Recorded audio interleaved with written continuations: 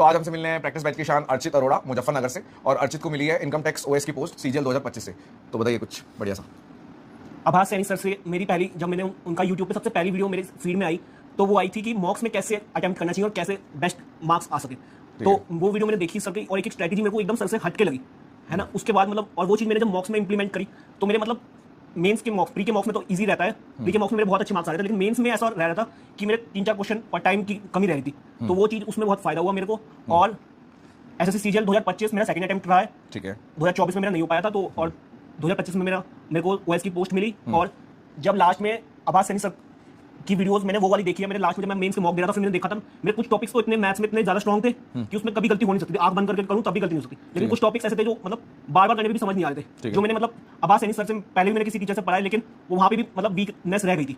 तो मॉक्स में मतलब फिर आपने मेरे से किया। फिर मैंने जैसे रेस मेरे को अभी आज तक मतलब बहुत हार्ड लगता था, रेस का एवरेज के कुछ वो टफ वाले क्वेश्चन, जिसमें एवरेज के डेविएशन के वाले हाई लेवल के क्वेश्चन, कंपाउंड इंटरेस्ट के वो इंस्टॉलमेंट वाले क्वेश्चन, ऐसे टोटल मिला के 7-8 टॉपिक्स थे। जब मैं मॉक्स टेस्ट देता था तो मैं जैसे 30 क्वेश्चन थे मैथ्स में, तो मैं देखता था कि मैंने एक लिस्ट बना ली थी मेरे को ना लास्ट में टाइम आपके पास कम होगा। मैं आने वाले एक्सपीरियंस के लिए कह देता हूँ कि उस टाइम में एक मंथ था, तो मेरे को ऐसे मैथ्स में इतना टाइम था कि मैं एक टॉपिक कवर कर सकूं अच्छे तरीके से। तो मैंने क्या किया, 30 क्वेश्चन लगाए, और जहां मेरे क्वेश्चन गलत होते थे मैंने उस पेज पे टॉपिक्स लिख दिए। तो आपके मैथ्स में मान लो 40 चैप्टर है, तो उसमें से 7-8 चैप्टर मेरे बहुत वीक निकले। फिर मैंने सर्च मारा रेस, और फिर मैंने 3-4 टीचर की वीडियो देखी, फिर मैंने आभास सैनी सर की रेस की वीडियो देखी, तो मेरे को बहुत अच्छी लगी। फिर मैंने आगे जब दूसरा टॉपिक डाला तो मैंने आभास सैनी सर का नाम भी डाल दिया। फिर मेरे को सारे 7-8 टॉपिक्स बहुत अच्छे से कवर हुए जो मेरे वीक टॉपिक्स थे। तो इसलिए मैं सर का बहुत बड़ा आभारी हूँ।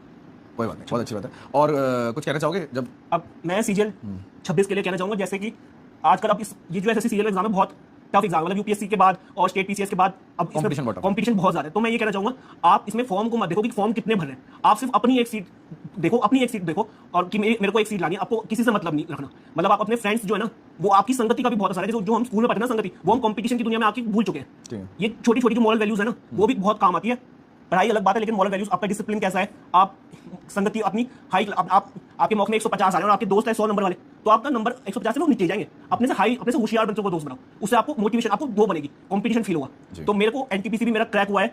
8 अप्रैल को मेरा एसएससी सीजीएल में ओएस मिली 11/6, और 7 मई 2026 को भी कुछ दिन पहले मेरा सीसीटीएस हुआ है।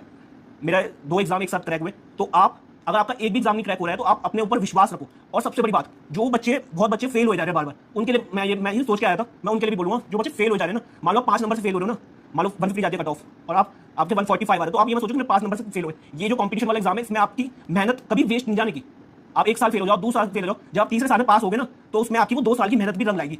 तो आप अपने ऊपर भरोसा रखो, अपने गोल के ऊपर भरोसा रखो, और अपने पॉजिटिव रहो, बस पॉजिटिव रहो, हार्ड वर्क करो, अपनी जान लगा दो। आप क्या, ये सिलेक्शन कोई नहीं रोक सकता। और तो कुछ बात नहीं बोल रही थी? कुछ है माइंड में? Everything is fine? टाइम कितना हो गया? बस।